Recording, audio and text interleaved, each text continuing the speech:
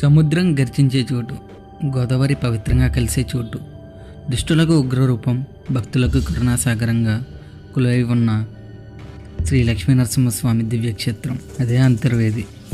కానీ ఈ క్షేత్రం వెనుక ఉన్న పురాణ రహస్యం ఏమిటి?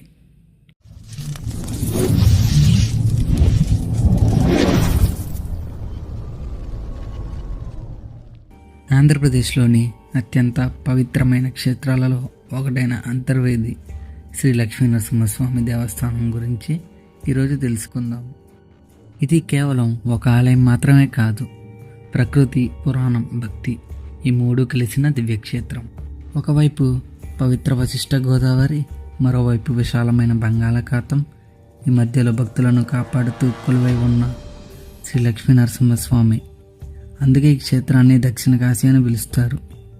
ఈ క్షేత్ర మహిమ 4 యుగాలుగా కొనసాగుతుంది. కృతయుగంలో ఈ ప్రాంతం మహర్షుల తపోభూమిగా ఉండేది. మహర్షి వశిష్ఠుడు ఇక్కడ తపస్సు చేస్తూ యజ్ఞాలు నిర్వహించేవాడు.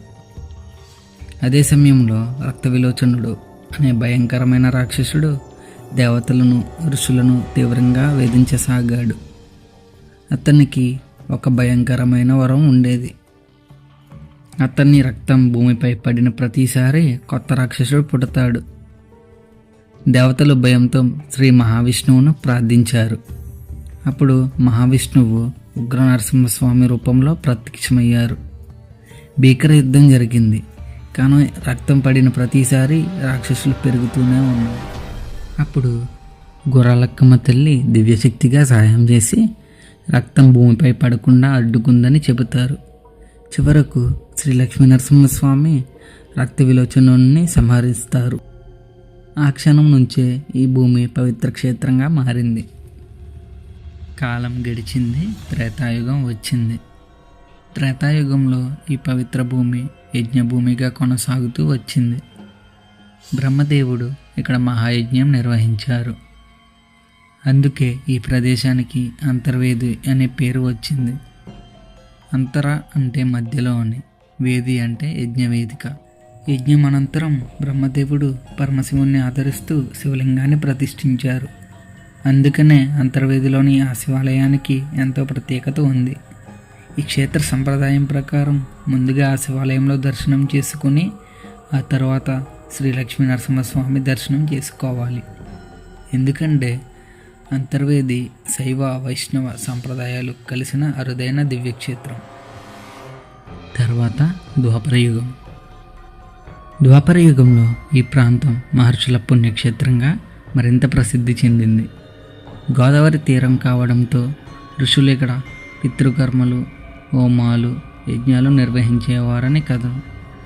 ఈ భూమి ఆధ్యాత్మిక శక్తితో నిండిపోయిందని చెబుతారు. అలా ద్వాపరయుగం ముగిసింది, కలియుగం ప్రారంభమైంది. కానీ అంతర్వేది మహిమ మాత్రం తగ్గలేదు, మరింత పెరిగింది. అగ్నికుల క్షత్రియ వంశానికి చెందిన కోపనాతి కృష్ణమ్మ అనే పరమభక్తుడు ఉండేవాడు. ఒక దివ్య స్వప్నంతో శ్రీ లక్ష్మీ నరసింహస్వామి ఆయనకు దర్శనమిచ్చి అంతర్వేది మహిమను తెలియజేశారు. ఆ తర్వాత ఈ క్షేత్రం భక్తుల మధ్య మరింత ప్రసిద్ధి చెందింది. అప్పటి నుంచి శ్రీ లక్ష్మీ నరసింహస్వామి భక్తుల కోరికలు తీర్చే, కష్టాలను తొలగించే కరుణామూర్తిగా అంతర్వేదిలో కొలువై ఉన్నారని విశ్వాసం. ఇప్పుడు అంతర్వేది ప్రత్యేకతల గురించి మాట్లాడుకుందాం. అంతర్వేది ప్రత్యేకత కేవలం ఆలయం మాత్రమే కాదు.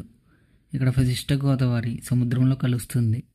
ఈ పవిత్ర సంగమంలో స్నానం చేయడం వల్ల ఎంతో పుణ్యకార్యంగా భావిస్తారు.